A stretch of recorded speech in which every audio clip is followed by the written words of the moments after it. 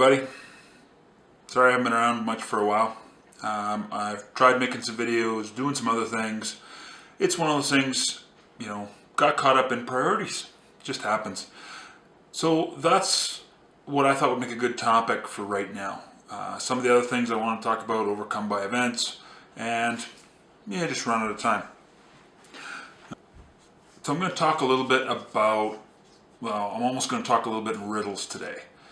I think in one of my very first videos I commented about the fact that, memories are what's behind us, so why aren't we walking backwards to have better memories? Weird things like that. But what I want to talk about is priorities.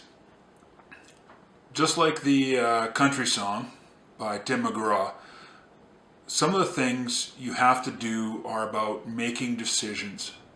And those decisions are what's important. And how does that importance reflect into reality?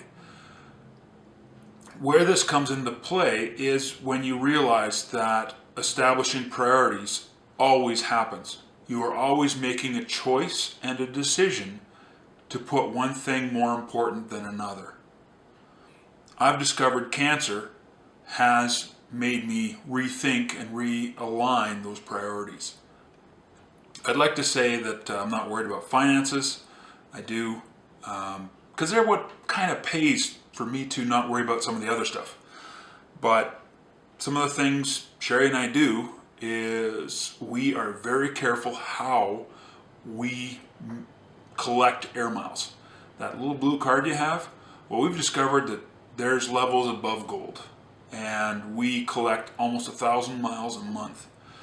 So our goal, once my situation sort of stabilizes and we can start planning trips or something like that, is we're going to plan a big trip and we're going to get air miles to pay for it. So with careful planning, we rack up a lot of air miles and we're going to use them and have a really good time doing so. That's a conscious choice we've made, that instead of using them now to do trips to Halifax, see the kids, things like that, we'll pay for those, but we build up our buffer of air miles because maybe we decide we want to go to Disney for a week or something silly like that, but it can be fully paid for. But back to the decisions and priorities being a decision. It's also said that making no decision is a decision unto itself. And the priority is the same way. You are still choosing not to do something over doing something else. And that is establishing priorities. So what do you need to do in order to achieve this? Everything you do is prioritizing the things you can do now and doing them now. That just kind of makes sense. And that's a way of making the priorities. So enough about priorities. I think you get the point. An update on me. Coming up just over a week is a cystoscopy. Google it, cross your legs, and be glad you don't have to go through it. So that's the camera check to see if there's any new growth. The good news is, mentally, I'm prepared for there to be new growth.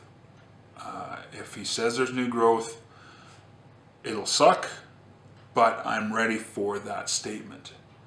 And that's a mental part that I don't want to go in, fingers crossed, hoping for that everything's gone away.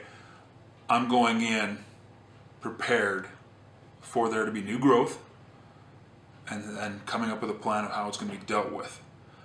I think that's a much better way of going into it than going into it, with my mind set on no growth and then being disappointed.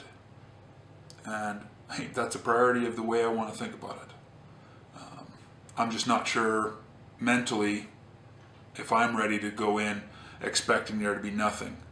I'm more of a realist. It was an aggressive growth before, so I don't know if that's going to change. Last time I put out a blog or a video, I was doing some marketing training, learning about marketing, and so I can see my call to action flopped with less than 3 replies.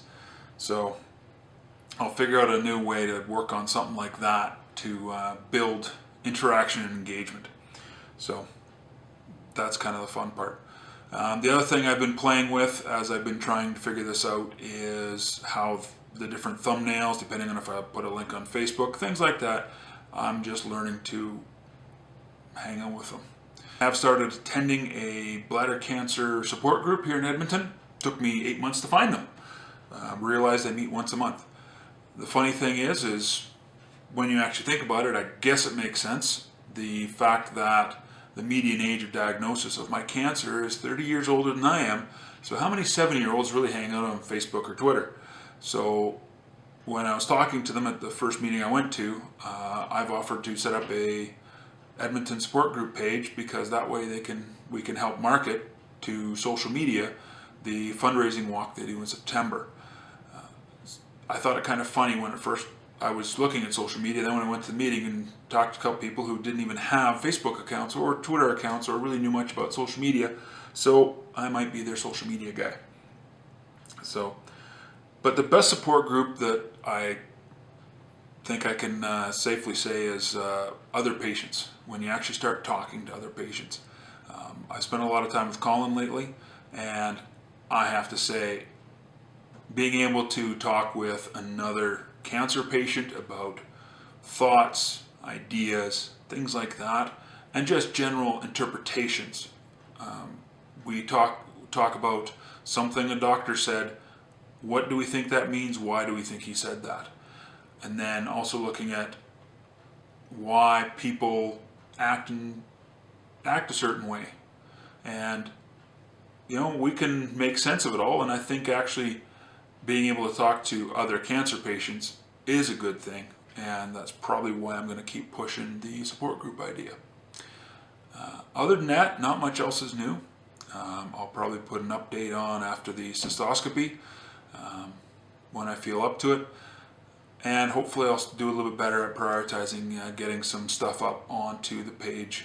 I've been following Bladder Cancer Canada on Twitter, and I find different things where they will find an update about something nationally or internationally showing correlations, although one of their links showed that said, yes, drinking coffee will give you bladder cancer. Another one said, well, no, you can't use drinking coffee as an example because everyone uses different water to make their coffee.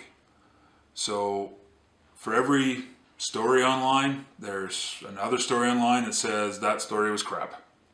So I'm going to still drink my coffee.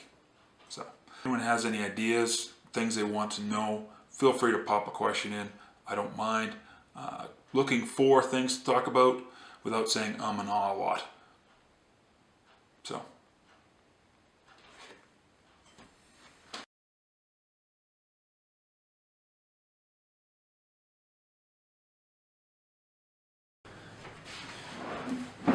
Cat's on the frickin' counter.